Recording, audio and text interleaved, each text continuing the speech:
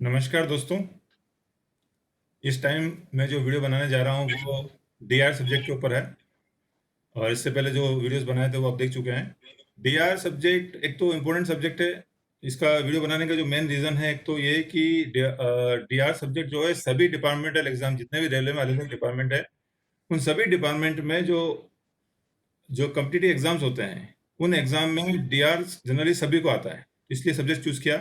दूसरा, मैंने इस बार एक नया कुछ कॉन्सेप्ट दिमाग में मेरा आया है कि अभी जो रेलवे बोर्ड ने रिसेंटली पॉलिसी चेंज की है। अभी तक जो डिपार्टमेंटल एग्जाम होते थे, जो चाहे ग्रुप सी हो या ग्रुप डी, उसमें डिस्क्रिप्टिव क्वेश्चन आते थे। तो अभी रेलवे बोर्ड ने जो पॉलिसी चेंज की है उसमें सारे सारे ऑब्जेक्टिव क्वेश्चन आ रहे हैं मल्टीपल चॉइस के। तो इस बार मैंने सोचा है कि चलो मल्टीपल क्वेश्चन के ऊपर एक वीडियो बनाया जाए।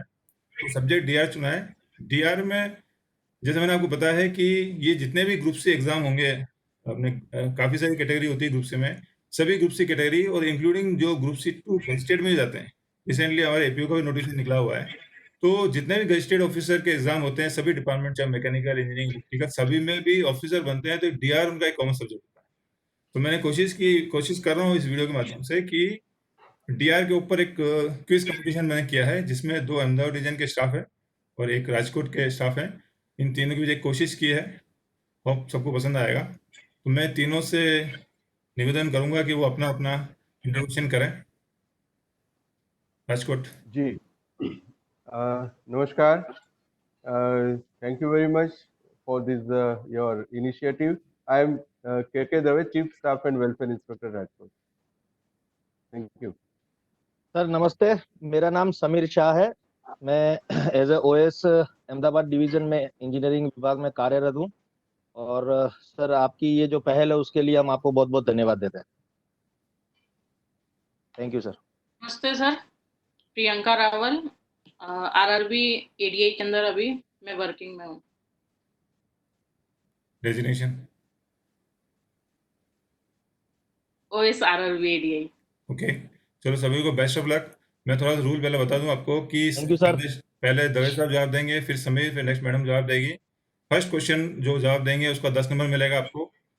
गलत क्वेश्चन जवाब देंगे उसको आपको -5 मिलेंगे। और नहीं आता क्वेश्चन तो पास कर दें। पास करने पर कोई मार्क्स प्लस माइनस नहीं होंगे। पास करने के बाद नेक्स्ट क्वेश्चन नेक्स्ट के बाद जाएगा। वो अगर सही जवाब देते हैं तो उनको 5 नंबर मिलेगा। गलत जवाब देंगे तो -5 होगा। अगर वो उनको नहीं आता तो थर्ड को पास ऑन कर दें। तो हम स्टार्ट करते हैं।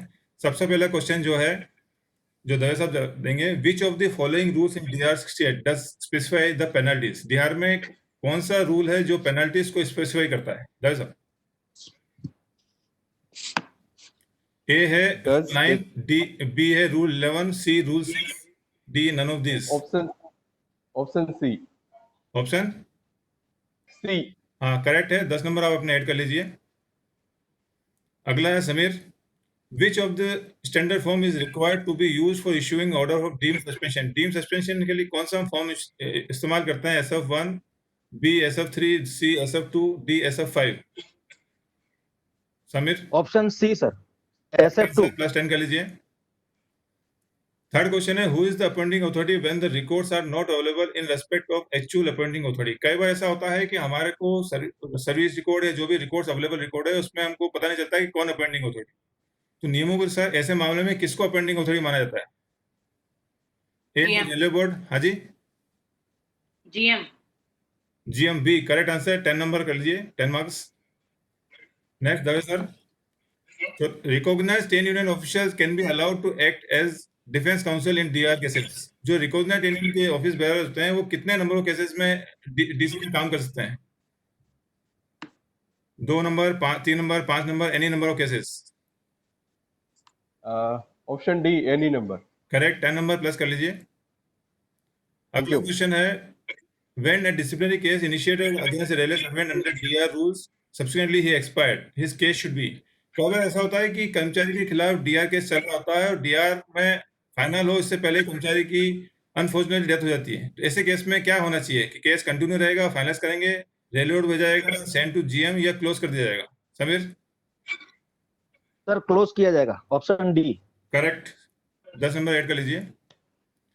इसके बाद इसी से जुड़ा हुआ एक आगे का केस है कि जब डिसिप्लिन केस इनिशिएट हो गया और एनआईपी इशू हो गई है डीए द्वारा, और कर्मचारी ने अपील और रिवीजन प्रीफर किया हुआ है और वो फाइनल होने से पहले कर्मचारी मर गया। 2 केसेस अलग थे, एनआईपी देने से पहले डीए की मर गया, वो आपको बता दें क्लोज हो गया। अगर एनआईपी इशू हो गया है और आगे अपील और रिवीजन के टाइम अपील करने के बाद कर्मचारी ने अपील कर चुका है या रिवीजन कर चुका है, लेकिन जब तक डिसीजन हो कर्मचारी की डेथ हो जाती है तो क्या होगा, बोलिए। A appeal revision will be finalized. Correct answer. मैं बता दूं, ये दोनों +10 कर लीजिए। दोनों में डिफरेंस यही है कि कोई भी डिसिप्लिनरी अथॉरिटी ने अगर एनआईपी इश्यू नहीं की है, अगर उससे पहले कर्मचारी की डेथ हो जाती है तो केस क्लोज होता है। लेकिन एक आरबी है 85 में इश्यू हुआ था, 313 समथिंग है, 313-15, जिसमें कहा गया है कि अगर अपील रिवीजन पेंडिंग हो तो वो नॉर्मल केस में उसका डिस्पोज ऑफ किया जाएगा। 7वां है दरअसल के लिए, व्हाट इज SF7 इश्यूड? क्यों SF7 इशू करते हैं? Issue major chargesheet for placing an employee under suspension, for revocation of suspension, for appointment of inquiry officer. Option D, for appointment of inquiry officer. Correct. SF7 जो है inquiry officer को appointment के लिए किया जाता है। अगला क्वेश्चन समीर के लिए रहेगा, a person appointed directly to a post grade और time scale of pay can be reduced way of punishment to a post in lower scale and of grade service और to post which is never held before. इसमें कहा गया है कि कोई कर्मचारी है, वो जिस ग्रेड से उसका अपॉइंटमेंट हुआ है, फॉर एग्जांपल 4200 में उसका अपॉइंटमेंट हुआ है और वो प्रमोशन होकर 46 में काम कर रहा है। अब हमने पेनल्टी दी उसको, reduction to lower grade pay scale में लगे, तो क्या उसको 42 जहां उसका अपॉइंटमेंट था उससे भी नीचे यानी 2800 में या 2000 में लेके आ सकते हैं? ये क्वेश्चन पूछा है। कौन समीर का सवाल? सर बी आएगा उसमें, नो। Okay, correct answer. मैं आपको बता दूं रूल कि कभी भी किसी भी आदमी को अंडर डीआर जो हम नीचे लेके आ सकते हैं करंट ग्रेड से, वो अप टू तो अपॉइंटमेंट जिस ग्रेड पे में उसका अपॉइंटमेंट हुआ वहां तक हम नीचे लेके आ सकते हैं। 9वां क्वेश्चन है, when a railway employee placed under suspension but only a minor penalty is imposed, the treatment of suspension period. किसी को सस्पेंड कर दिया है लेकिन बाद में पूरा डीआर फाइनल होने के बाद उसको माइनर पेनल्टी ही दी गई है, ऐसे केस में पूरा सस्पेंशन पीरियड जो क्या ट्रीट होगा? डाइज नॉन ड्यूटी, ड्यूटी या कुछ भी नहीं होगा? बोलिए। Duty. C. करेक्ट, +10 कर लीजिए।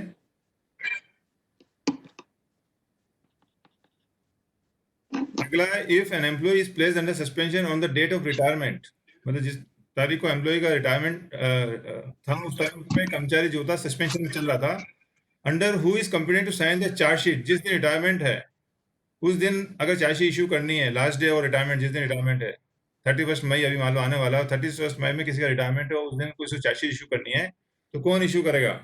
Chargesheet shall be sign by railway board, GM, disciplinary authority या प्रेसिडेंट ऑफ इंडिया? बोलिए सब, बोलिए दस। Option C. करेक्ट। मैं आपको बता दूं, कोई भी चार्जशीट है जब तक एम्प्लॉय रिटायर नहीं होता है, up to last day of retirement जो है डीए ही साइन करेगा। रिटायरमेंट के बाद अथॉरिटी चेंज हो जाएगी, वो मैं आपके अगले क्वेश्चन में आएगा, मैं आपको डिटेल में बताऊंगा। अब ये है कि आपको जैसा मालूम है कि कंपल्शन अलाउंस मिलता है कर्मचारी को डीआर के अंदर, जब रिमूव डिसमिस होता है तो जो डीए चाहे तो उसको कंपल्शन अलाउंस दे सकता है, क्योंकि पेंशन का फॉर्म है, तो वो किस नियम के तहत दिया जाता है? Sir pass. हाँ मैडम बोलो। C. Rule 65 और Pension Rule 1993. करेक्ट, 5 नंबर कर लीजिए आपने। मैं आपको बता दूं, जो प्रोविजन दिया है डीआर में, रिमूव और डिसमिसल के जो कर्मचारी होते हैं उनको पेंशन देने का जो प्रोविजन है वो अंडर रूल 65 और पेंशन रूल के तहत ही दिया जाता है। और वो कितना दिया जाता है? वो आइदर उसमें लिखा हुआ आइदर पेंशन दें और ग्रेजुटी दें या दोनों दें, जो कि क्वांटम जिसका होगा मैक्सिमम 2/3 होगा और मिनिमम 1/3 होगा। ठीक है ना?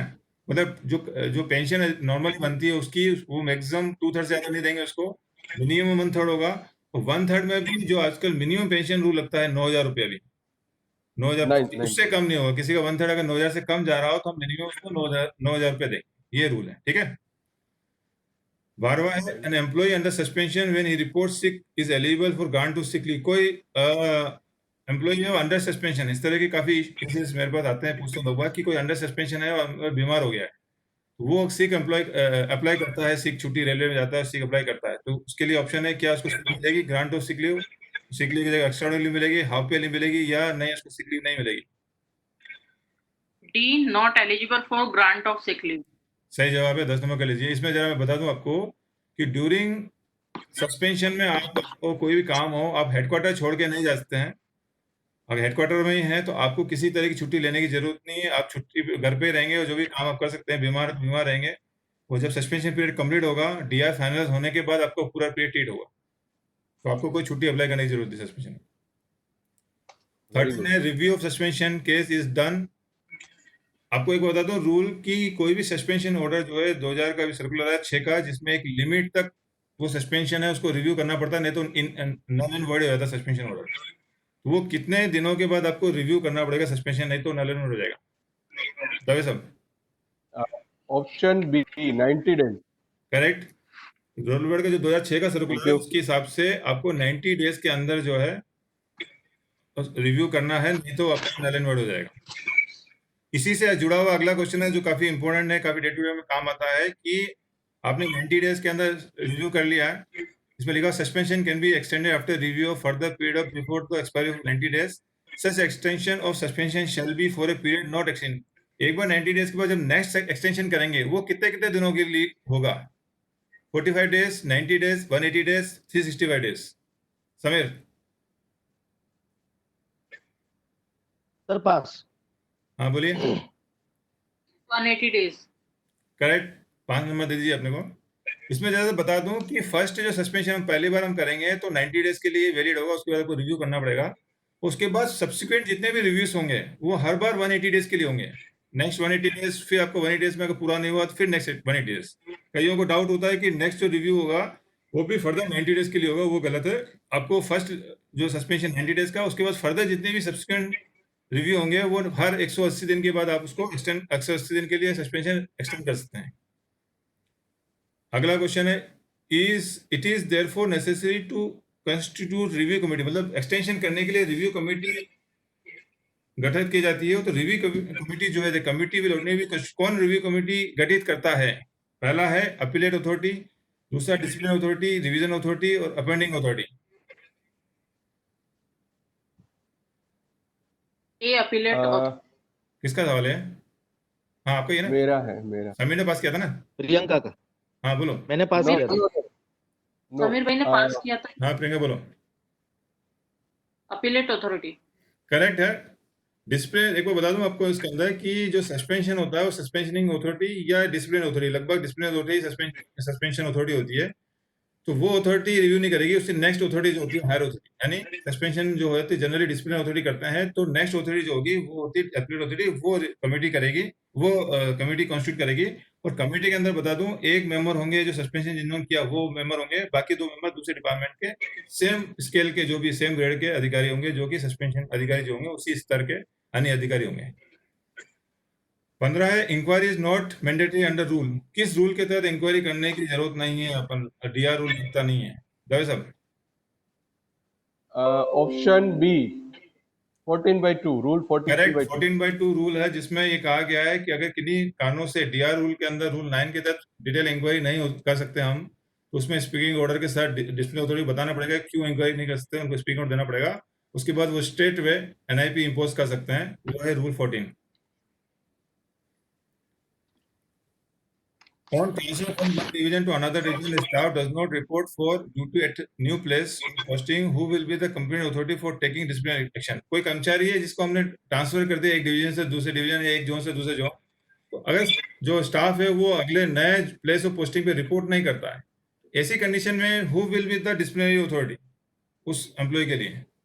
Sameer option C, old place. Wrong answer, -5 के लीजिए। Next B, DA authority at new place.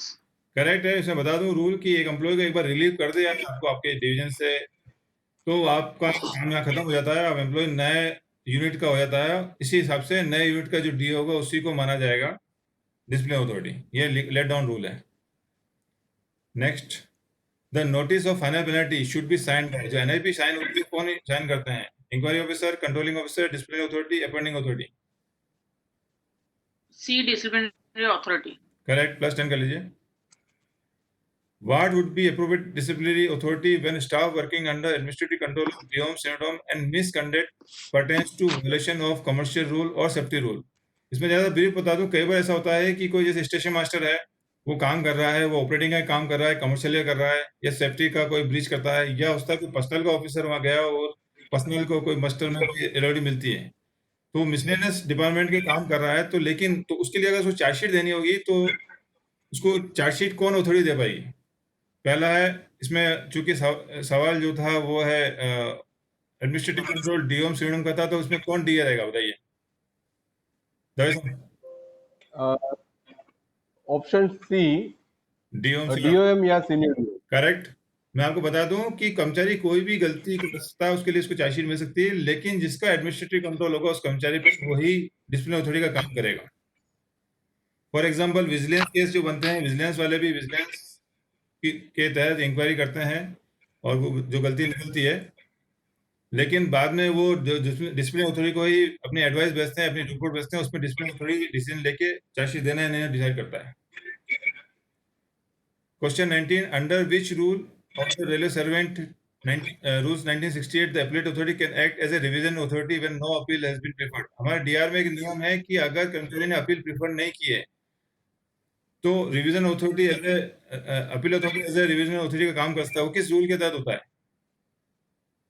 Sir pass. बोलो Priyanka.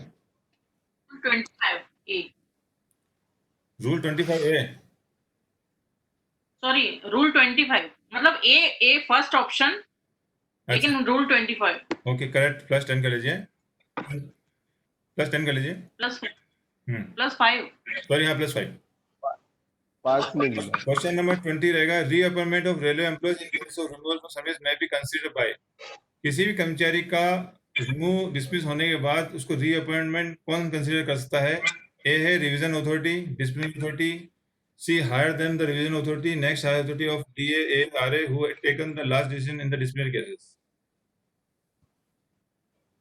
The next higher authority of DAARA who had taken the last decision in इसमें जरा ब्रीफ कर दूं कि कोई भी कर्मचारी को डीआर के अंदर रिमूव कर देते हैं, तो रिमूव करने के बाद, रिमूव डिसमिसल करने के बाद, कंपल्स रिटायरमेंट, रिमूवल डिसमिसल के बाद जब डीआर पूरा फाइनल हो जाता है, अपील सब खत्म हो जाता है उसका पूरा, तो उसके बाद एक प्रोविजन है हमारे रूल, आगे रूल में अगले क्वेश्चन पूछा हुआ है, उस नियम के तहत जो है अथॉरिटी उसको जो है नेक्स्ट हायर अथॉरिटी जिसने भी डीआर को डील किया है, लास्ट डिसीजन दिया है, डिसिप्लिन अथॉरिटी दिया या अपील तक वो बंदा गया या रिवीजन तक गया, जहां तक भी वो बंदा कहा गया है वो, उसके बाद नेक्स्ट अथॉरिटी जो है उसको रीअपॉइंटमेंट का प्रोविजन है नियम में, उस नियम के तहत उसको रीअपॉइंटमेंट कर सकती है। जो अभी मैंने पूछा था कि रीअपॉइंटमेंट का जो प्रोविजन है वो किस रूल IREC के तहत आता है? दवे साहब is option B. Option B correct. 402 IREC volume 1, तो 402 के तहत कोई भी कर्मचारी जो है, वैसे मैं आपको बता दूं रीअपॉइंटमेंट अंडर डीआर नहीं आता है, डीआर के अंदर सिर्फ रिमूव डिसमिसल लास्ट है, कोई प्रोविजन अंडर डीआर नहीं है, ये सिर्फ IRC का पहला है, इंडियन रेलवे एस्टेब्लिशमेंट कोड का वॉल्यूम का प्रोविजन है, उसके तहत ही रीअपॉइंटमेंट होता है। लेकिन चूंकि डीआर से लिंक है, जो रिमूव डिसमिस होगा वो अंडर डीआर ही होता है, तो लिंक है, इसलिए क्वेश्चन को इसमें डाला गया है। हालांकि इसका कोई यूज नहीं करते मैंने देखा आज तक, लेकिन ये प्रोविजन है कि जब आपका पूरा चैनल एग्जॉस्ट कर लेते हैं तो आप रीअपॉइंटमेंट के लिए अप्लाई कर सकते हैं। तो IREC बदल देंगे ना? नए में भी है, जो नया ड्राफ्ट पेयर अभी आया है उसके अंदर भी डाला हुआ है, प्रोविजन 402 रखा हुआ है, ठीक है ना? अच्छा हाँ, जो ड्राफ्ट रेलवे बोर्ड ने रिसेंटली निकाला है 12/5 को, उसमें भी ये प्रोविजन है रेलवे बोर्ड, तो इसलिए अभी आपके लिए संभावना है, खत्म नहीं हुई। Penalty of compulsory retirement, removal, dismissal for service should be imposed by. जो पेनल्टी एक जो 7 नंबर 8 नंबर 9 नंबर की पेनल्टी रूल 6 के अंदर जो पेनल्टीज आती है 7 8 9, वो कौन इम्पोज कर सकता है? Controlling officer, discipline authority, appointing authority, next authority of appointing authority. Disciplinary authority. Wrong answer. NIP कोई भी डिसिप्लिन अथॉरिटी करता है, लेकिन ये 3 NIP जो है वो सिर्फ अपॉइंटिंग अथॉरिटी ही कर सकती है, इम्पोज कर सकती है। -5 कर लीजिए। अगला क्वेश्चन है, what is the permissible time limit for preferring in revision petition to revision authority? Revision petition को फाइल करने के लिए कितना टाइम लिमिट है इसका बताइए आप?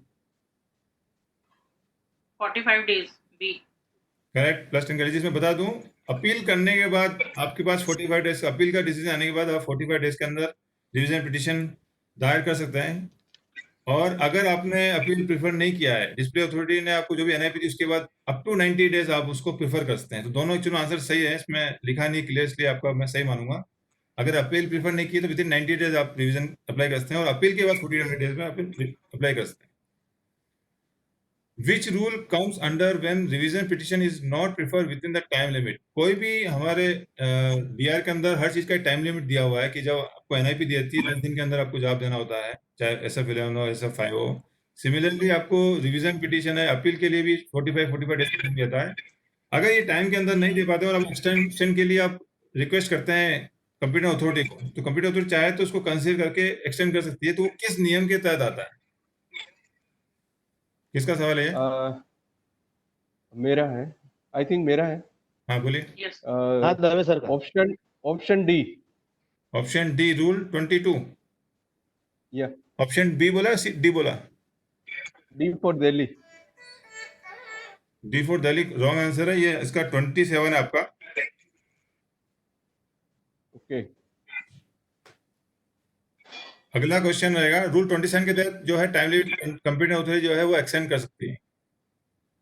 अगला क्वेश्चन है question 25, when it is not practical to hold any inquiry under rule 9 of the railway servant which whether removal dismiss can be directly ordered.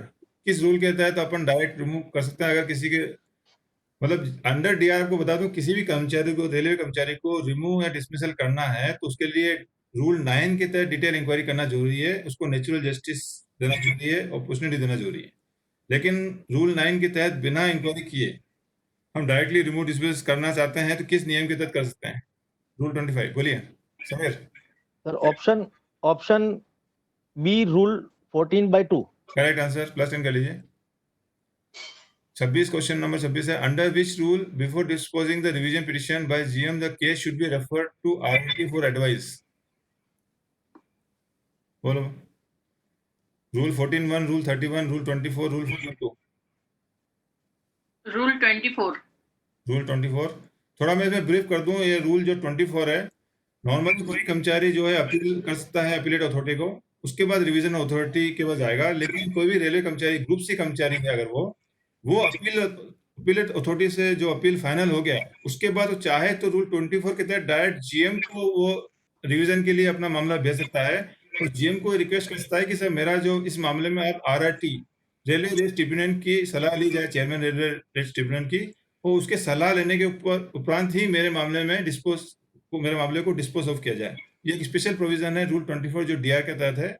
और जीएम फिर उसके ऊपर अगर उनको लगता है आरआरटी से, चेयरमैन आरआरटी से जो भी एडवाइस लेने के पश्चात वो अपना डिसीजन देंगे, जो कि रूल 25 पे एज ए रिवीजन अथॉरिटी का वो काम करेंगे।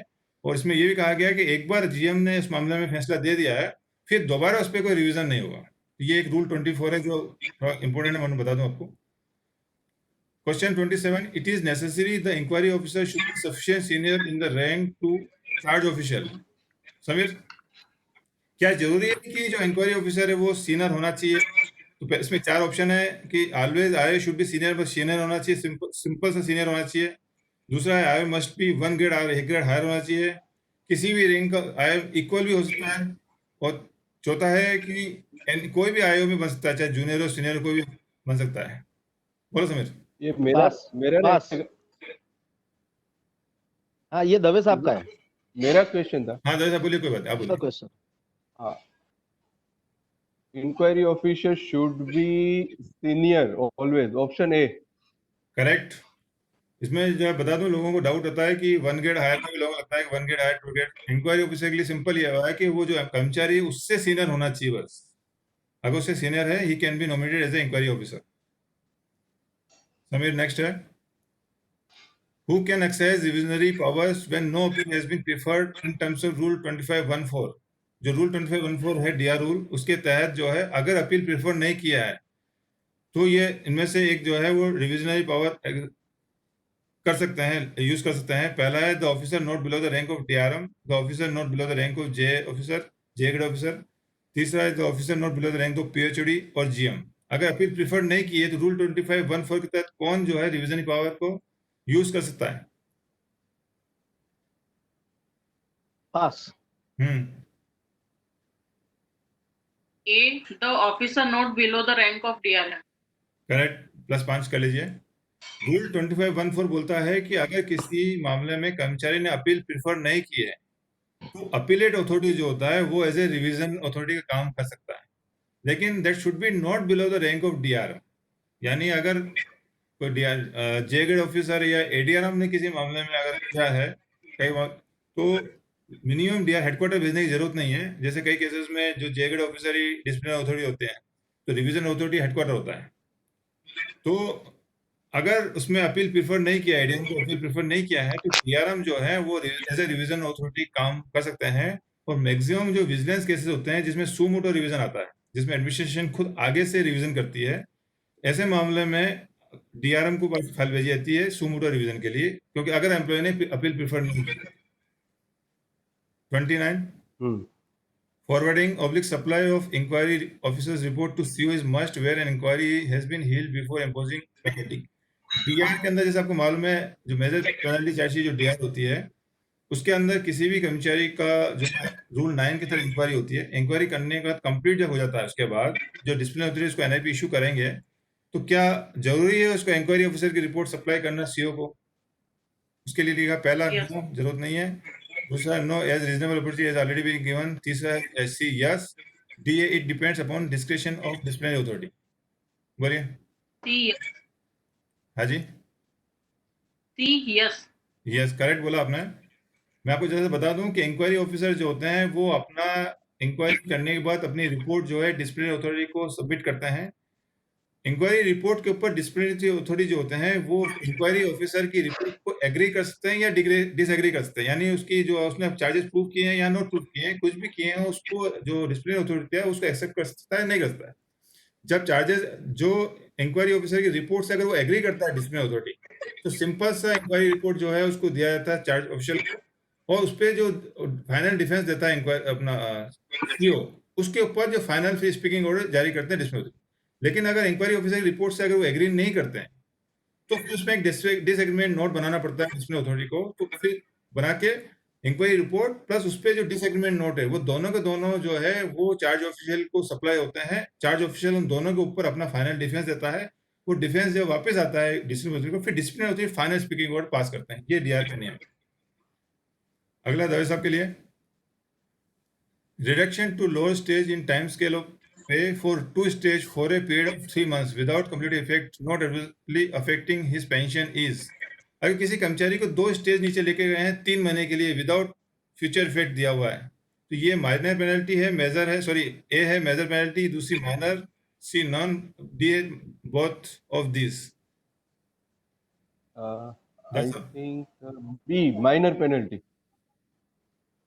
Minor penalty. B, option B. Correct, minor penalty, sorry गलत आंसर आपका। समीर समीर की वजह जाता है। Sir pass. हाँ जी बोलिए। Major. मेजर पेनल्टी, मैं आपको बता दूं जो है रूल 6 के अंदर जो एनआईपीज है उस एनआईपीज में 3B पेनल्टी आती है, जो कि आपको 1 स्टेज बिलो जो ले जाती है, जो भी एनआईपी होती है 1 stage below not more than 3 years exceeding 3 years है, तो वो आपकी माइनर पेनल्टी होती है। एक से ज्यादा स्टेज के लिए हम नीचे लेके जाते हैं तो वो मेजर पेनल्टी कहलाती है। तो इसमें 2 स्टेज लेके गए हैं इसलिए मेजर पेनल्टी चार्जशीट है। +10 कर लीजिए। अगला क्वेश्चन है rule 9 of DR rule 68 deals with the procedure of. Rule 9 जो किस चीज को डील करता है under DR? Suspension, imposition of minor penalty, imposition of major penalty, appeal. Sir C, imposition of major penalties. Correct, +10 कर लीजिए। Who is the competent to review under 25A the railway servant DR rule 68? DR rule 25A के तहत कौन review कर सकते हैं? General manager PhD railway board the president of India. The president of India. D. Correct. +10 कर लीजिए. Who is the competent authority to consider the appeal without restriction of time limit? DR के अंदर कोई भी appeal को consider करने के लिए टाइम लिमिट दिया हुआ है. किस अथॉरिटी के लिए कोई टाइम लिमिट नहीं है? ए है PhD, GM, DRM, HOD. वो सब. Option B, GM. Correct. Decision taken on the file in disciplinary cases question whether such decision are to be treated as final even though not communicated to the charge official. कई बार ऐसा होता है कि जो file पे DR चल रहा है और डिसिप्लिनरी अथॉरिटी ने अपना डिसीजन दे दिया फाइनल. इस दौरान डिसिप्लिनरी अथॉरिटी का ट्रांसफर हो गया है और नया डिसिप्लिनरी अथॉरिटी उस पोस्ट पे आ गए हैं. और अभी जो डिसिप्लिनरी फाइल पे जो ऑर्डर दिया है वो चार्ज ऑफिशियल को साइन होके नहीं गया है, उसको सर्व नहीं हुआ है. तो ऐसे केस में क्या प्रोविजन है DR के नियम के तहत? पहला इट इज फाइनल माना जाएगा, उसको एक बार उन्होंने दे दिया. नेक्स्ट अथॉरिटी चाहे तो डिसाइड कर सकती है, दोबारा चेंज कर सकती है. तीसरा है can be change after issue show cause notice. D none. ये किसका? समीर का ना? हाँ सर, बोलो. पास आएगा सर, पास. बोलो next. No idea sir. Dave साहब, Option A. फाइनल माना जाएगा. Yes. करेक्ट. +5 कर लीजिए. DR में रूल है, सर्कुलर क्लियर सर्कुलर है, बोला गया कि एक बार DA ने, क्योंकि ये जुडिशियल मामला माना जाता है, DR को क्वासी जुडिशियल माना जाता है, कि एक बार डिसिप्लिनरी अथॉरिटी ने फाइल पे एक बार स्पीकिंग ऑर्डर फाइनल नोट कर दिया है. अब जो नेक्स्ट अथॉरिटी उसका सिर्फ काम होता है कम्युनिकेशन ऑफ द ऑर्डर्स. उसको सिर्फ कम्युनिकेट करने का ऑर्डर होता है, उसे साइन करेगा, बाकी उसको ऑर्डर को चेंज नहीं करता है. लेकिन हाँ, कई मामलों में ऐसा कहा गया है कि अगर कई केस में जो first stage advice, second stage advice जो रेलवे बोर्ड से GM के साथ चलती है, उसके अंदर जो होते हैं डिसिप्लिनरी अथॉरिटी के टेंटेटिव डिसीजन होते हैं. वो टेंटेटिव डिसीजन चूंकि फाइनल नहीं होते हैं तो वो जो है उन मामलों में चेंज कर सकता है. लेकिन जो फाइनल डिसीजन दे दिया एक बार नॉर्मल केस में, उन केसेस में आप जो है डिसीजन फाइनल माना जाएगा उसको. नेक्स्ट है Very good. 35. Minimum service of giving punishment of compulsory retirement. DR के अंदर आपको मिनिमम पनिशमेंट देना है कंपल्सरी रिटायरमेंट का, तो उसको कितना टाइम कितने साल की सर्विस होनी चाहिए? किसी भी इंसान को अगर अंडर DR जो है रूल 9 के तहत, रूल 6 के तहत 7वें नंबर की पेनल्टी देनी है हमको कंपल्सरी रिटायरमेंट. तो हमको देखना पड़ेगा उस एम्प्लॉय की सर्विस, मिनिमम सर्विस जो रिक्वायर्ड सर्विस होनी है कि नहीं है, कितना सर्विस होनी चाहिए. 10 years. करेक्ट. +10 कर लीजिए. ये भी क्लियर एक रूल है, लोगों को मालूम नहीं है कि किसी भी इंसान को अगर हम कंपल्सरी रिटायरमेंट करते हैं तो उसके लिए मिनिमम उसकी 10 साल सर्विस होनी चाहिए, नहीं तो कंपल्सरी रिटायरमेंट हम नहीं देते हैं, क्योंकि कंपल्सरी रिटायरमेंट में पेंशन दिया जाता है. उसके हिसाब से हमको 10 ईयर्स देखना पड़ता है उसको कि है, अभी हम उसको दे पाएंगे, नहीं तो हम उसको कंपल्सरी रिटायरमेंट नहीं दे सकते. अगर किसी की 9 साल की सर्विस होगी तो हमको उसको रिमूव डिसमिस ही करना पड़ेगा. अगर उसकी 10 साल प्लस है तो भी हम उसको ये पेनल्टी दे सकते हैं. तो कभी भी NIP देने से पहले ये कंफर्म करना पड़ता है कि उसकी 10 साल सर्विस होगी. Next question. Yes. Which authority to cut in pensionary benefit? It's my question, I think. हाँ, दवे साहब बोलिए. दवे साहब, पेंशनरी Option बेनिफिट का C. जो कट का जो पेनल्टी हम देते हैं, जो भी कोई अथॉरिटी, किसको पावर है कि वो पेंशनरी बेनिफिट को कट कर सके? GM, railway board, president of India, none. Option C, President of India. Correct जवाब है. 10 नंबर कर लीजिए प्लस. इसमें बता दूं आपको कि कोई भी कर्मचारी को रूल 6 के तहत हम NIP देते हैं, अप टू डिसमिसल लास्ट होता है. लेकिन कई बार DR प्रोसीडिंग जो है फाइनल नहीं हो पाती अप टू रिटायरमेंट, और रिटायरमेंट के बाद भी वो DR प्रोसीडिंग चालू होती है. तो रिटायरमेंट के बाद जो रूल 6 की NIP काम नहीं आती, वो एक ही NIP आती है जो होती है कि कट इन पेंशन, जो कि प्रेसिडेंट के द्वारा ही दी जाती है. 37. Whether pension is payable in case of removal or dismissal of a railway servant. क्या रिमूवल डिसमिसल में पेंशन दिया जाता है? Sameer, pension is payable, pension is not payable, compensation can be consider none of this. ये आएगा sir, pension is payable. Wrong answer. Priyanka. Compassionate allowance can be considered. मैंने जैसे आपको पहले बताया कि पेंशन जो है रिमूव डिस्मिसल नहीं जाता है, लेकिन पेंशन का एक फॉर्म है जिसको बोलते हैं compulsory allowance.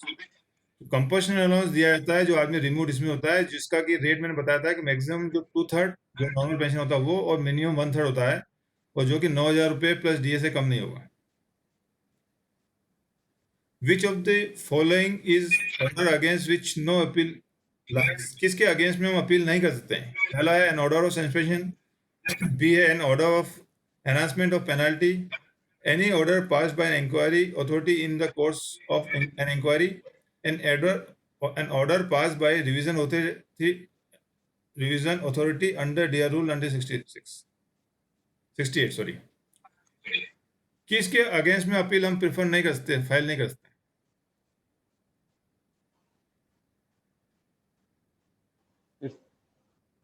C, any order passed by an inquiry authority in the course of an inquiry. Correct, +10 कर लीजिए।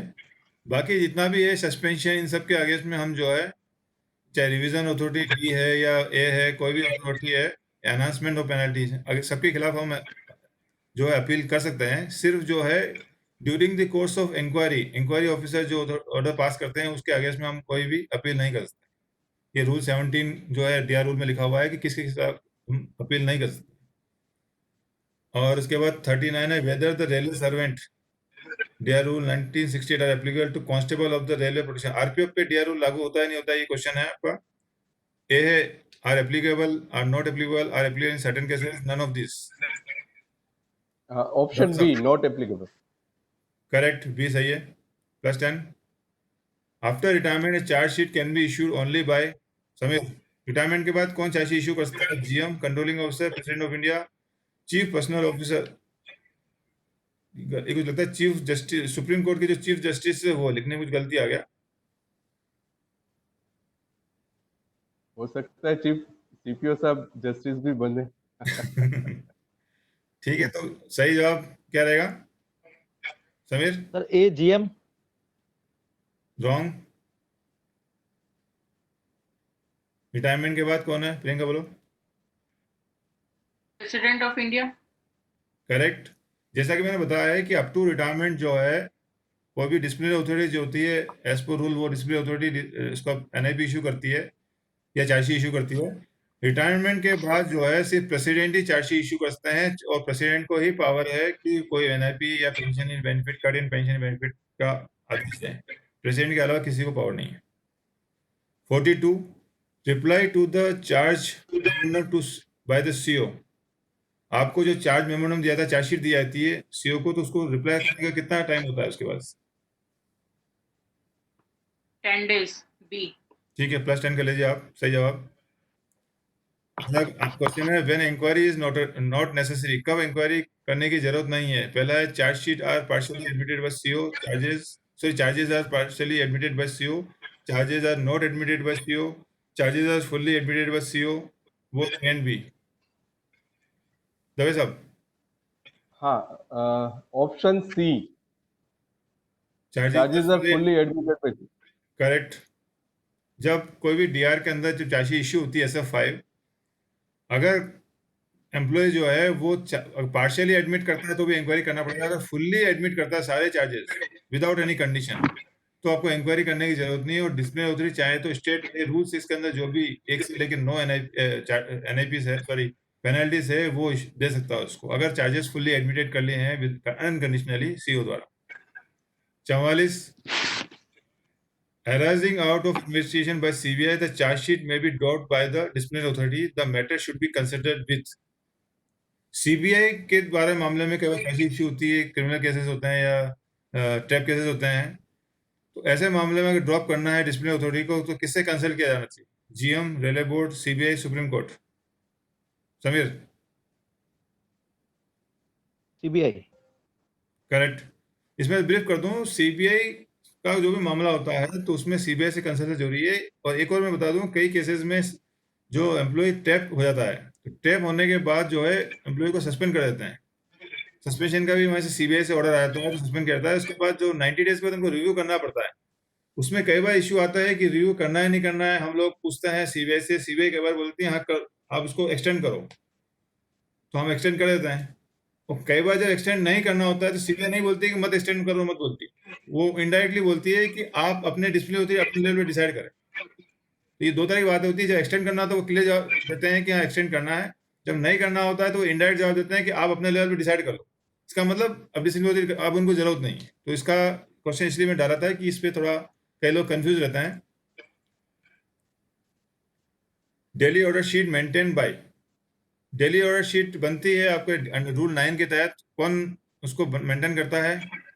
Disciplinary authority, inquiry officer, charge official, none. B inquiry officer. Correct. Inquiry officer जो होता है daily जो भी inquiry होती है उसकी डे टू डे उसका पूरा इंक्वायरी की जो शीट बनती है जिसमें स्टेटमेंट रिकॉर्ड होते हैं। इसके अलावा डे टू डे डेली एक ऑर्डर शीट बनती है जो उस दिन पूरा क्या इंक्वायरी हुई उसके बारे में एक ब्रीफ लिखा जाता है कि कौन कौन लोग प्रेजेंट थे इंक्वायरी के दौरान, और कोई अनहोनी घटना होती है, कोई स्पेशल कोई बात होती है तो उसके अंदर लिखी जाती है। इसके अलावा कुछ नहीं लिखा जाता उसमें। 46 question, inquiry is not necessary when an employee, निम्नलिखित मामलों में इंक्वायरी आवश्यकता नहीं है। किसमें आवश्यकता नहीं है? Intoxication of alcohol, conviction of criminal charges, misuse of railway property, misbehave with supervisor. दस साहब। Yes, yes. Option B. Correct. जैसा कि आपको मालूम है रूल 14(1) में क्लियर कहा है कि अगर कन्विक्शन हो गया है किसी एम्प्लॉय का तो उसको हम स्टेट में हम शोकोज नोटिस देके रूल 6 में कोई भी एनआईपी लगा सकते हैं। बाकी जितने भी मामले हैं उसके अंदर डीआर चलेगा और बकायदा इंक्वायरी होगी और उसके चार्ज प्रूफ होने पर इंक्वायरी के खिलाफ एक्शन लिया जाएगा। अब ये 47 जो सवाल है उसमें बताया कि एक railway servant whose date of next increment, एक कर्मचारी है जिसका नेक्स्ट इंक्रीमेंट अभी हम मान लेते हैं 1 जुलाई को ड्यू है, उसको पेनल्टी एक पनिशमेंट दिया गया है, penalty reduction of pay by 2 stage in same time scale of pay. वो जीपी 46 में काम कर रहा है for period of 6 month with future effect का पेनल्टी दिया गया है। एनआईपी है 1/4 से, उसका इफेक्ट भी 1/4 से ही है। अब what will be the correct situation of getting increment, जो एक साथ को जो इंक्रीमेंट डेट है जो ड्यू हो रहा है तो वो मिलेगा नहीं मिला उसके बारे में अलग अलग कंडीशन है। क्या रहेगा अगर उसको 6 महीने का विद फ्यूचर इफेक्ट दिया हुआ है, पेनल्टी 1 अप्रैल को दिया है तो। ये किसका सवाल है समीर? हाँ सर। आपको ही है ना? हाँ सर मेरा है। पहला है he will not gate increment permanently, चूंकि वो एक साथ को अंडरगोइंग विद इफेक्ट वाली पेनल्टी के इफेक्ट में था इसलिए उसको परमानेंटली लॉस हो जाएगा। बी है ही विल गेट इंक्रीमेंट, एक साथ को मिल जाएगा उसको। तीसरा है वो एलिजिबल रहेगा एक साथ को लेकिन नहीं होगा क्योंकि वो उसको मिलेगा एक साथ को तो नहीं मिलेगा लेकिन जब पेनल्टी कंप्लीट हो जाएगी यानी 1/10 को दिया जाएगा। और चौथा है ही विल गेट इंक्रीमेंट 1/1/21 यानी एक साथ को नहीं होगा, 6 महीने बाद 1/21 को दिया जाएगा। सर मेरे हिसाब से ये होगा सी। करेक्ट।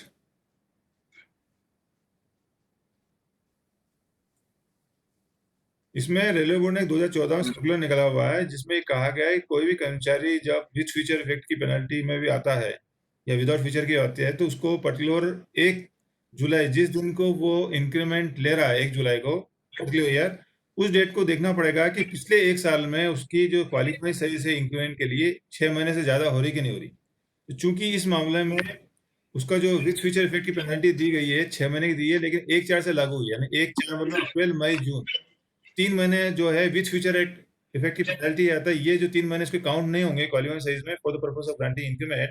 तो रिमेनिंग जो 9 महीने हैं वो काउंट क्वालिफाई करता है वो, इसलिए वो एक साथ को उसको he is eligible for increment as he has completed 9 months. लेकिन चूंकि वो अंडरगोइंग पेनल्टी था इसलिए हम एक साथ को तो नहीं देंगे लेकिन जब वो पेनल्टी खत्म होगी यानी 30 सितंबर को खत्म हो जाएगी तो 1 तारीख को हम रिस्टोर करके एनआईपी देंगे। ये जो है 9/2014 आरबी नंबर है जिसमें कहा गया है कि आपको किसी को एनआईपी जब देते हो तो पर्टिकुलर 1 जुलाई तो आप चूंकि 7 पीसी आ गया है तो आपको 1 जनवरी 1 जुलाई को जब इंक्रीमेंट आप रिलीज करोगे तो उसकी एनआईपी के हिसाब से देखना पड़ेगा कि पिछले 1 साल में विदाउट फ्यूचर में तो कोई दिक्कत ही नहीं है, आप उसको रिस्टोर कर दोगे लग ही जाएगा, लेकिन विद फ्यूचर में देखना पड़ेगा पिछले 1 साल में आपकी क्वालिफाइंग सर्विस 6 महीने हो रही कि नहीं हो रही। जितने टाइम वो इफेक्ट में रहा वो तो हम माफ कर देंगे, रिमेनिंग पीरियड अगर उसका 6 मंथ से ऊपर जाएगा तो उसको जो है इंक्रीमेंट ड्यू हो जाएगा उस पर्टिकुलर डेट को, चाहे वो 1 जनवरी हो 1 जुलाई। लेकिन ड्यूरिंग अंडरगोइंग पेनल्टी हम नहीं देंगे उसको, लेकिन जैसे पेनल्टी खत्म हो जाएगी हम उसको देंगे, रिलीज करेंगे उसको। Very good. Very इसी good. तरह का एक और क्वेश्चन है Question number 48. A railway servant has been served NIP of reduction of grade scale from GP 46 to GP 42 on pay rupees 58,600 for period of 2 years with retrospect with complete effect. एक employ है जो 4600 से 4200 में लेके गए हैं 58,600 पे 2 साल के लिए with community with future effect दिया हुआ इसको.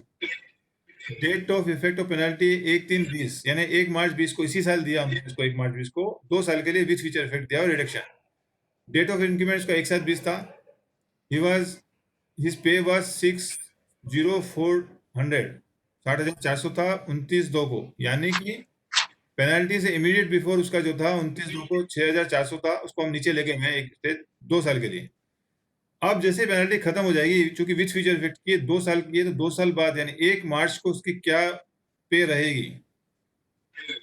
ये है आपके ए है 6040 42 में, 60,400 46 में, 62,200 GP 46 में, 64,100 GP 46 में. P60,400 4600 में B. ये बी बोला ना आपने, गलत जवाब है. नेक्स्ट दर्ज साहब. His pay was 6 after actual punishment is 18/22. Sorry पास. समीर मैं पूरा समझ ही नहीं पाया. समीर सर ये आएगा 60,400 4200 4200 जीपी में. हाँ, ये भी गलत जवाब है. एक तो मैं बता दूं आपको कि कई लोगों को ये गलतफहमी है कि एक बार 46 से 42 में अगर विथ फ्यूचर इफेक्ट जाता है तो फिर 42 में रहेगा जिंदगी भर. ऐसा नहीं है. डीआर रूल बोलता है कि एम्प्लॉय को जितने टाइम के लिए हमने रिडक्शन लेके गए हैं उतने टाइम के बाद वापस जिस ग्रेड में था वापस वहाँ रजिस्टर हो जाएगा. पहला ये तो ऑब्वियसली वो 46 में था तो वापस 46 में ही आ जाएगा. और चूंकि उसका पे जो था ये 29/2 को 60,400 था 29/2 को, वहां से विथ फ्यूचर गया है तो 29/2 के बाद जो 1 जुलाई जो आएगी 1 जुलाई 2020 को जो इंक्रीमेंट था उस तारीख को वो ड्यू हो जाएगा. क्योंकि 29 फरवरी से लेके आपका यानी 1 मार्च अप्रैल मई जून 4 महीने उसका विथ फ्यूचर करा था. 4 महीने की सर्विस काउंट नहीं होगी. इससे पहले के 8 महीने की सर्विस काउंट होती थी क्वालिफाइंग सर्विस इंक्रीमेंट देने के लिए. तो 1 जुलाई को वो इंक्रीमेंट उसको मिलेगा उसको, क्योंकि 8 महीने की सर्विस उसकी होगी क्वालिफाइंग सर्विस. लेकिन हम उसको देंगे नहीं क्योंकि वो अंडरगो पेनल्टी 2 साल के लिए. तो जैसे ही 2 साल कंप्लीट होगा तो 1/7/2020 का इंक्रीमेंट हम रिस्टोर करेंगे 1 मार्च को 22 को. हालांकि फिर 1/7/22 को इंक्रीमेंट नहीं मिलेगा क्योंकि वहां उसका सिर्फ 4 महीने का सर्विस हो रहा है, मार्च अप्रैल मई जून 4. तो 1/7/22 का इंक्रीमेंट उसको नहीं मिलेगा. लेकिन हम 1 मार्च को जो है 1/7/20 का इंक्रीमेंट रिलीज करेंगे जो कि नेक्स्ट हो जाएगा 60,400 के बाद जो नेक्स्ट आता है सी आएगा 65,200 इन 4600 जीपी. इसका करेक्ट आंसर है सी. सबके ऊपर से क्या लगता है? नेक्स्ट आप 49. सेंड कर लीजिए. Retired railway employees may be granted provisional pension before finalization of DR case. कोई भी रिटायर एम्प्लॉय है उसका अगर मेजर डीआर चल रहा है तो आपको मालूम है कि जब तक डीआर फाइनल नहीं होता हम उसको सेटलमेंट बेनिफिट जो है हमको दे नहीं सकते हैं. तो इस दौरान हम उसको प्रोविजनल पेंशन जारी करते हैं. तो प्रोविजनल पेंशन का जो रेट होता है कितना होता है? किसका, समीर का है किसका? ये दवे साहब का है. दवे साहब बताइए कि प्रोविजनल पेंशन कितना होता है? इक्वल फुल पेंशन होता है, हाफ पेंशन होता है, 90% होता है, 75% होता है? Option D 75%. एक मैं बता दूं आपको कि प्रोविजनल पेंशन जो होता है, पहले मैं इसको पास कर देता हूं. पहले समीर बोलो. नेक्स्ट पास. प्रियंका. एक फुल पेंशन. मैं आपको एक बता दूं प्रोविजनल पेंशन एक तो कब दिया जाता है? किसी भी कर्मचारी का कोई मेजर डीआर SF5 या क्रिमिनल केस पेंडिंग हो, दोनों मामले में एक तो प्रोविजनल पेंशन दिया जाता है. इसके अलावा किसी कर्मचारी का कोई रिकॉर्ड अवेलेबल नहीं होता है, सर्विस रिकॉर्ड मिसिंग है, उस मामले में भी प्रोविजनल पेंशन देने का प्रोविजन है. दोनों मामले में प्रोविजनल पेंशन जाता है. और प्रोविजनल पेंशन जो होता है वो इक्विवेलेंट टू फुल पेंशन नहीं होता है. नाम सिर्फ प्रोविजनल पेंशन होता है लेकिन इसकी जो रेट होती है वो इक्विवेलेंट टू फुल पेंशन होता है, लेकिन वो प्रोविजनल होता है. Next 50 question number. Railway staff working GP 2800 has been placed under suspension. Who is the actual competent authority in the grade? 2800 में किसी को सस्पेंशन करने के लिए कौन कंपेटेंट ऑथोरिटी रहेगा? किसका? समीर का. सर सी। करेक्ट। असिस्टेंट स्केल ऑफिसर जो है जूनियर स्केल इंडिपेंडेंट है या सीनियर स्केल हुआ। 2800 के लिए जो होता है वो सीनियर स्केल ऑफिसर होता है। जो कोई जूनियर स्केल है वो इंडिपेंडेंट इंचार्ज में होगा तो वो भी होगा। 51 सेम क्वेश्चन है। 46 के लिए कौन रहेगा अथॉरिटी? कोई स्टाफ है 46 सभी में काम कर रहा है? हाँ जी। इसका भी सी आंसर है। Senior scale officer holding independent incharge and incharge of a department in the division and J grade officer. Correct. Next Dave साहब के लिए, in any case ADR with the display authority who will be acting as appellate authority. अगर ADR display authority है तो next appellate authority कौन रहेंगे दवे साहब?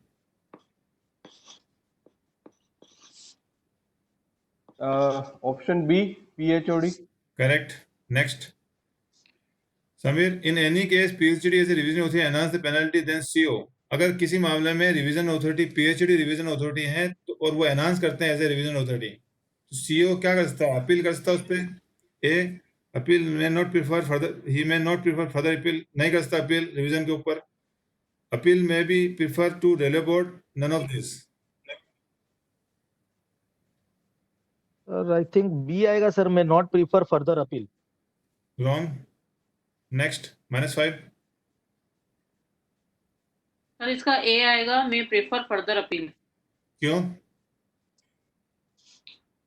Sir क्योंकि वो जितनी बार भी मतलब पेनल्टी एनहांस होगी उतनी बार वो अपील कर सकते हैं। करेक्ट। ये मैं बता दूं डीआर के लिए प्रोविजन हमने बता भी था कि अगेंस्ट विच अपील लाइज लिखा था उसमें एनहांसमेंट। डीआर के अंदर कोई भी एनआईपी जो एनहांस करती है, चाहे रिवीजन अथॉरिटी करे, चाहे डिसिप्लिनरी अथॉरिटी करे, या अपील अथॉरिटी अगर एनहांस करती है कभी भी पनिशमेंट जब एनहांस किया जाता है तो उस एनहांसमेंट के अगेंस्ट में कर्मचारी जो है वो अपील कर सकता है। तो रिवीजन अथॉरिटी भी अगर एनहांस करती है तो उसके ऊपर एक चैनल और होता है, वो अपील कर सकता है उसके ऊपर नेक्स्ट हायर अथॉरिटी।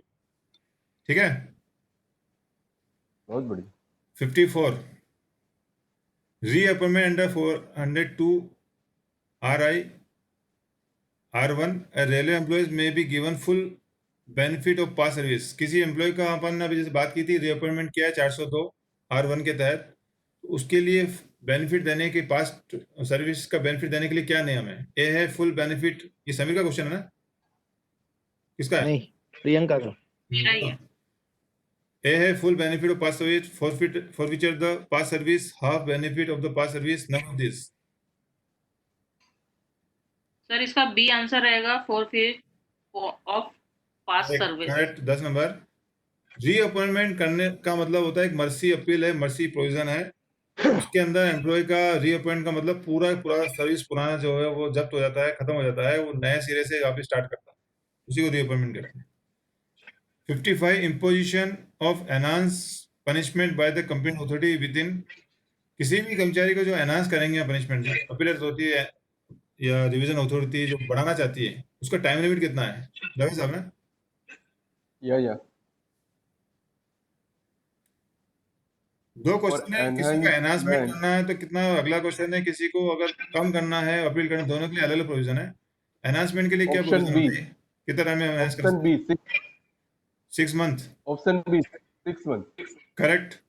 और 56 में अगर कम करना है और अपील करना है तो कितना टाइम में अपील होती है समीर?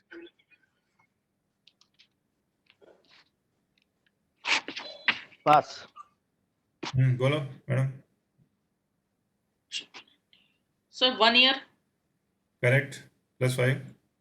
मैं बता दूं कि डीआर के अंदर डिसिप्लिनरी अथॉरिटी ने कोई एनआईपी दिया हुआ है, उसके बाद एम्प्लॉय अगर अपील करता है या रिवीजन में जाता है या एडमिनिस्ट्रेशन खुद सुमोटो रिवीजन करती है, ऐसे मामले में जब हम पेनल्टी एनहांस करते हैं तो एनहांसमेंट के लिए सिर्फ 6 महीने के अंदर ही आपको करना होता है। 6 महीने के बाद जो अथॉरिटी है वो नहीं कर सकती। लेकिन हमको पेनल्टी रिड्यूस करनी है या अपील करनी सेम रखनी है तो वो अप टू 1 ईयर तक किया जा सकता है। ये 2 नियम है डीआर के इंपोर्टेंट नियम। अगला क्वेश्चन है show cause notice is necessary when the appeal the punishment, reduce the punishment, propose to enhance the punishment and none. किस मामले में शो कॉज नोटिस देना जरूरी है? Propose to enhance punishment, C. Correct. +10। कोई भी पनिशमेंट जो अपीलेट अथॉरिटी होती है या रिवीजन अथॉरिटी होती है वो उसको कम, किसी भी पेनल्टी को स्टैंड गुड रख सकती है, ड्रॉप कर सकती है, कम कर सकती है, अपील कर सकती है, एनहांस कर सकती है। तो बाकी मामले में कोई दिक्कत नहीं है, लेकिन जब भी एनहांस करने की कोई पेनल्टी तो जो अथॉरिटी अपीलेट अथॉरिटी या रिवीजन अथॉरिटी को उसको एम्प्लॉय को शो कॉज नोटिस देना जरूरी है, उसके बाद ही वो एनहांस कर सकती है। 58 इन any case an employee preferred and revision petition in the meantime he has died his petition may be considered by, ये किसका सवाल है? मेरा जैसा बोलिए कि किसी कर्मचारी, जैसे हमने पहले क्वेश्चन पूछा था कि रिवीजन और अपील करने से पहले कर्मचारी मर गया, तो ये तो हमने बात कर चुके हैं कि उसको हम डिस्पोज ऑफ करेंगे, ठीक है ना? कौन अथॉरिटी करेगी उसको डिस्पोज ऑफ? हिज पिटीशन में be considered bye GM, railway board, president of India, revision authority. अगर किसी की रिवीजन पिटीशन पेंडिंग है तो I think option D. Correct, revision authority. ये थोड़ा सा घुमा के क्वेश्चन पूछा, बाकी सिंपल है, यूजुअल वे में ही जाएगा और हम उसको यूजुअल वे में डिस्पोज ऑफ करेंगे, ठीक है? जी जी। How many total number of rules in the railway servant DR rules do contain and how many parts are there divide? DR rule में टोटल कितने रूल्स और कितने पार्ट हैं Sameer?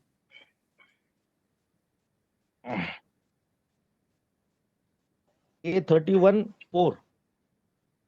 Wrong, next. C31 in 7 parts. Correct, +5 कर लीजिए। अगला question रहेगा, which of the following deduction is prohibited from substance allowance? जो सस्पेंशन के दौरान जो सब्सटेंस अलाउंस दिया जाता है उसमें से कौन सी कटौती की मनाही है? पहला house rent, court attachment, income tax और स्टेशन डेबिट्स।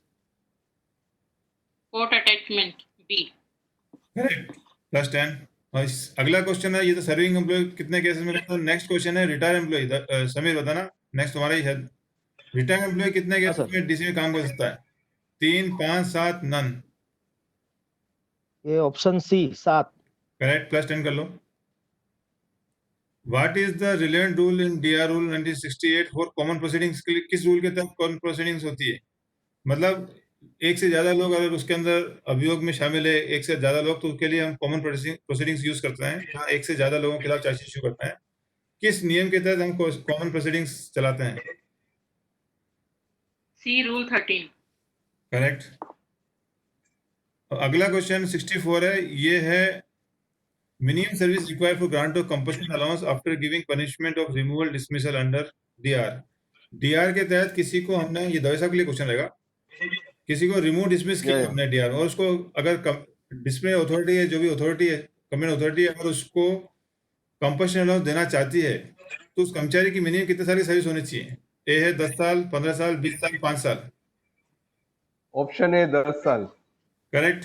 जैसा कि मैंने आपको बताया है कि पेंशन के लिए जो पेंशन रूल 1993 से गवर्न जो एम्प्लॉय हैं, उनको पेंशन की बेनिफिट देने के लिए मिनिमम 10 ईयर्स सर्विस जरूरी है।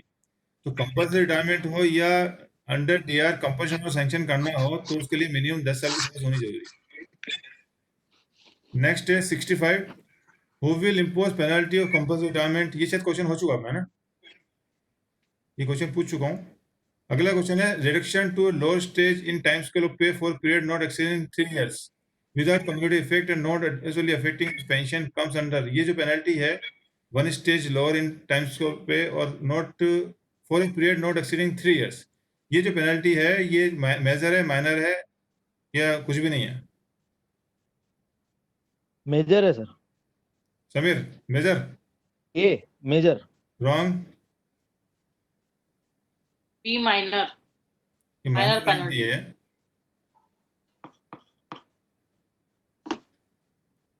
अगला क्वेश्चन रहेगा, रेलवे सर्वेंट डीआर रूल 1968 ये कब से लागू हुआ? A 11068 October +10। 68. अगला, what is the time limit for submission of appeal under rule DR rule? Appeal submission के लिए कितना टाइम में अपील करना पड़ता है दवे साहब? Option A 45 days. Correct, +10। Consideration of appeal is governed bye, appeal पे विचार जो कंसिडरेशन करता है किस रूल के तहत होता है Sameer? Pass. Pass. Rule 25, rule 10, rule 22, rule 24। Priyanka? Rule 22. Correct, +10। Which are the following authority is empowered to cut in pension? ये अपन कर चुके हैं, शायद रिपीट हो रहा है, प्रेसिडेंट वाला ये है मामला। अगला क्वेश्चन चलते हैं, ये दवे साहब के लिए रहेगा। How many number of annexures are there in major penalty charge sheet? Major penalty charge sheet में कितने एनेक्सर होते हैं दवे साहब? 2, 3, 4, 5?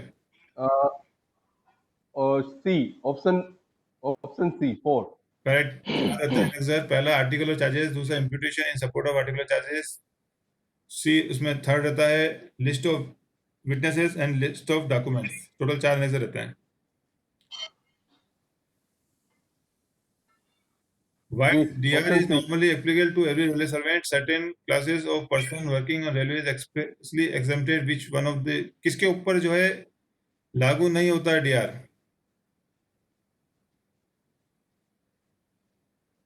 ए, आरपीएफ। हाँ, इसमें आरपीएफ पे लागू नहीं होता है DR, ये भी सही है।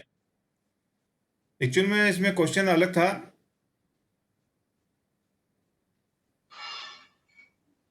किसको छूट प्राप्त नहीं है? हाँ, किसको छोड़ना है?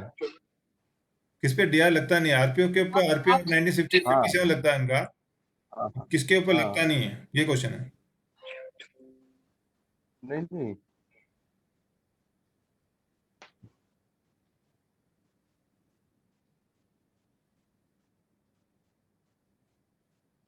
किस पे लागू नहीं हुआ, किसको एग्जामिनेशन नहीं किया, सब पे मतलब DR लगता है, किस पे लागू नहीं है? One of the following is not exempted. Sir ये जो आपने ये ऑप्शन दिया उसमें क्या लिखा है? Member of RPF as defined in RPF act 1957 के तहत उस पे लागू होता है। हाँ, वो उस पे आरपीएफ पे ये DR लगता है, RPF act 1957। Okay, pass. Next. D, a casual labor with temporary status working on railways. Actually ये क्वेश्चन मुझे लगा गलत है, इस पे हम बाद में डिस्कस करेंगे, इसको छोड़ते हैं। ये इसको निकाल दो। हाँ, ये क्वेश्चन कुछ गलत है, इसको छोड़ते हैं। ये अपना आज DR का क्लास यहाँ हो गया है, और तो अभी ये कंप्लीट हो गया है। एक्सपेरिमेंट किया था, इसमें जो टोटल मार्क्स हैं सबसे हाईएस्ट जो है वो प्रियंका के आए हैं, जो कि 270 है, 270। नेक्स्ट है दवे जी राजकोट, जिनके 185 है। एंड थर्ड नंबर पे है समीर, जिनके 55। मैं सभी को बधाई देना चाहूँगा, शुभकामना देना चाहूँगा आगे के लिए। सभी ने अच्छा पार्टिसिपेट किया, और ये एक शुरुआत है, हम कोशिश करेंगे आगे इसी तरह की हम क्विज कंपटीशन करते रहें। ये लास्ट नहीं है, अभी आप इससे और आगे कर सकते हैं, और काफ़ी अच्छा परफॉर्मेंस जिन लोगों ने दिया उनको शुभकामनाएं। और समीर, आगे से और प्रैक्टिस करो, आ जाएगा, कोई दिक्कत नहीं। आप में कोई कुछ कहना चाहता है, अपनी राय रखना चाहता है? सर ऐसे लॉकडाउन पीरियड के अंदर भी आप जिस तरह से इनिशिएट कर रहे हैं, तरह के वीडियोस बनाना, क्विज कंपटीशन करना, वो आगे फ्यूचर में हमारे लिए काफी फायदेमंद साबित होगा। और इस बहाने हमारी पढ़ाई कंटिन्यू हो रही है, और जिससे हमारी नॉलेज भी बढ़ रही है। हम घर पे बैठ के रेलवे के रूल्स से कट नहीं रहे हैं, उससे और जुड़ गए हैं। चलो, अच्छी तो जैसे कि हम आगे सभी प्रिपरेशन कर ही रहे हैं आगे बढ़ने के लिए, तो उसमें ये बहुत ज्यादा हमें फायदा देगी। Thank you sir. Thank you. और कोई अपने विचार व्यक्त करना चाहेंगे? दवे साहब बोलेंगे। जी, थैंक यू। क्विज से लर्निंग प्रोसेस बड़ा अच्छा लगा, और बड़ा सिस्टमेटिक एंड काफी मेहनत है इसमें आपकी, और काफी और भी पार्टिसिपेंट ज्वाइन रहे इसमें, तो सबको एंजॉयबल रहा। Basically it is very enjoyable. And शुरू में ऑनेस्टली बोलूं समय नहीं दे पा रहे थे, बट आज जो भी समय दिया, I like this very much, very fruitful. Congratulation sir, very nice. Sameer sir सबसे पहले आपको बधाई देना चाहूंगा सर। आप पहले भी इसी तरह से इनिशिएटिव लेते रहे हैं और आगे भी लेते रहेंगे, और आपके ये जो विचार और आपके ये जो काम है वो हमको आगे रेलवे के काम में और भी काम आ सकते हैं, और इससे हमको भी एक प्रेरणा मिलती है कि नहीं हम भी कुछ इससे करें। क्विज है, क्विज की तैयारी करें, कंपटीशन हो रहा है और वीडियो बन रहा है, जिससे वीडियो से हजारों और लोगों को भी इसका इफेक्ट होगा, और अच्छा उन लोगों को ज्ञान मिलेगा इसके बारे में और नॉलेज मिलेगा रेलवे के बारे में। बहुत बहुत धन्यवाद सर, बहुत मजा आया इसमें, और आगे भी आप इस तरह से बनाते रहिएगा और हमको पार्टिसिपेट करवाते रहिएगा। Thank you very much sir. मेरी तरफ से भी सभी को धन्यवाद। आप लोगों के सहयोग के बिना ये संभव नहीं हो पाता, क्योंकि इस तरह क्विज कंपटीशन के लिए पार्टिसिपेट जरूरी है। और मैं जानता हूँ आप लोग तो काम में काफ़ी बिजी हैं, डेली ऑफिस भी आ रहे हैं, और कोरोना का जो भी चल रहा है इसके में आप काम भी कर रहे हैं, और इतना बिजी शेड्यूल होते हुए आप लोगों ने मेरे लिए टाइम निकाला, उसके लिए बहुत बहुत धन्यवाद। Thank you.